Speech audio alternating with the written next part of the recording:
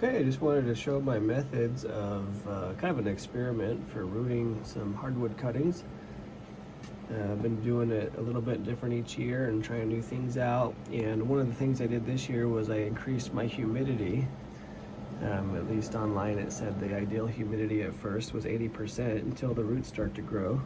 So I wanted to try that out. So I've got a little grow tent here, and I've got this controller right there that turns the humidity on at 60%, and it takes it all the way up to 80%, and then it turns it off. And I've got a couple different experiments going. These are peach stone fruit rootstocks. Here's some apple, one row of plum, one small row of pear, and then some more peach here, some more plum here, and then in the back here we have some pomegranate, and then in the front we have some mulberry.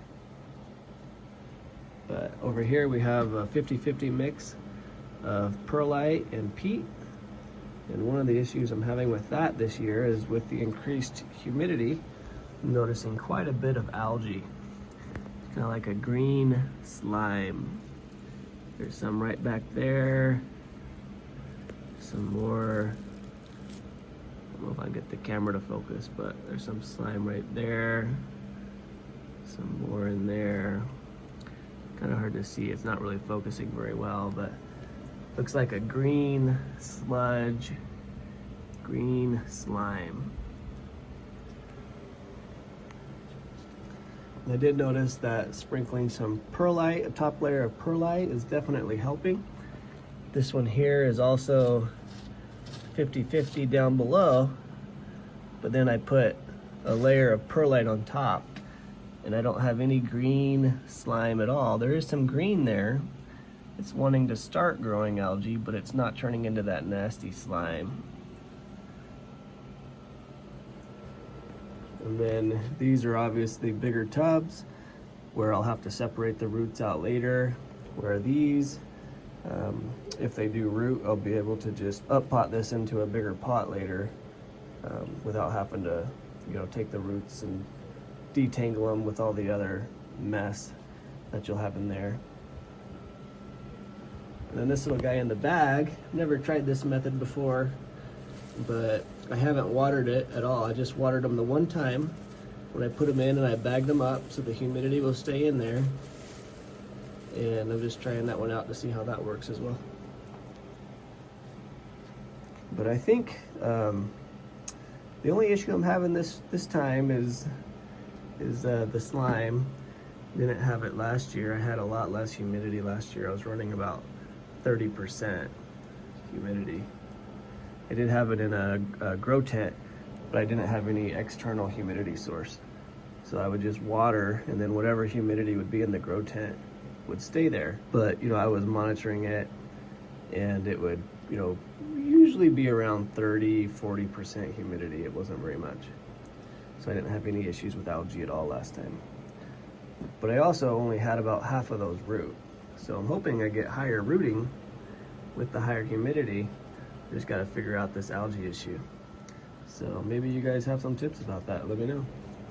And I only water these guys with this watering can about every other day. This watering can really does not put out a lot of water at all, it just kind of sprinkles. So I'll just sprinkle over the whole thing about every other day. It does not get it sopping wet at all. In fact, if I pull this up here, it's moist in there, but it's not sopping wet. And one thing I did start this year was I used wax on the tips. This is my first time ever doing that. I know some guys will, coat it with wax parafilm or something.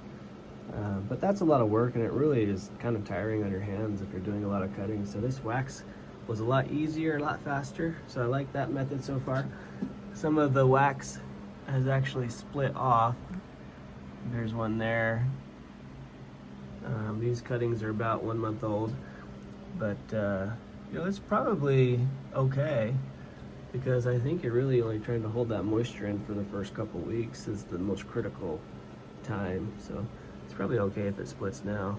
And then the other thing that I did that you can't see is I used rooting hormone. I used the gel. This is the first time using the gel. I've used the powder in the past, but I like the gel a little bit better. Seems to stick to the tissue better. So let me go ahead and show you some of the results. These are about a month old. It says December 20th, and it's like February 2nd, I believe. And it was a really warm year last year, so these cuttings basically just barely went dormant when I took these in December. You know, sometimes they'll go to sleep in November, but December 20th, it was, you know, finally they were starting to lose some leaves, and I said, you know, I'm gonna try it early this year. I'm gonna see how that works.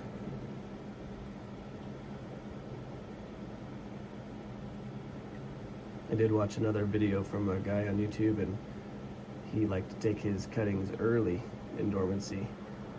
So as soon as they went dormant, I went out and took the cuttings. So here's my stone fruit cuttings, and nothing's really showing up top yet.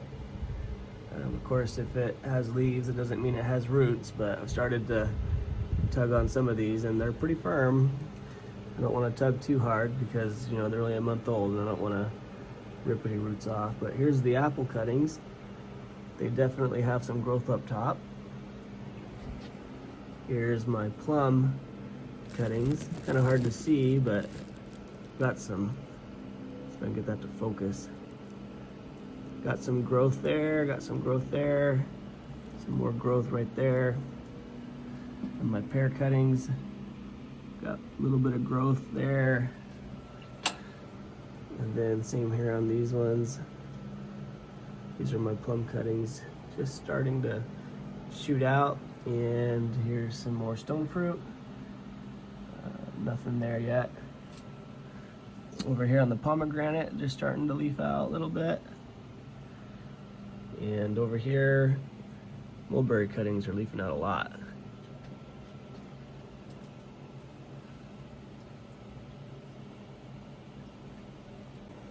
So over here on this side, I do have fans facing right at the cuttings, but they are pretty small fans. They don't move a whole lot of air. And I have this little controller. I don't have any heat in this greenhouse, but it is 68 degrees right now. You know, it might get into 45 at night and maybe 70 in the daytime, but average temperature is going to be about, you know, 60, 61. And then my humidity controller turns on at 73, and it'll get it nice and moist in here up until the humidity of 85%, and then it turns off again. And I actually just decreased it right now just because of the algae that I'm getting. So now it's going to turn off when it reaches 80% humidity. So that's that. Okay, so I've got a scoop of coarse perlite here, and I'm going to go ahead and top dress this. You know, I've heard vermiculite works really well, and I've even heard cinnamon works pretty well. I don't have either of that, but I do have perlite. So I'm going to do the same thing I did over here.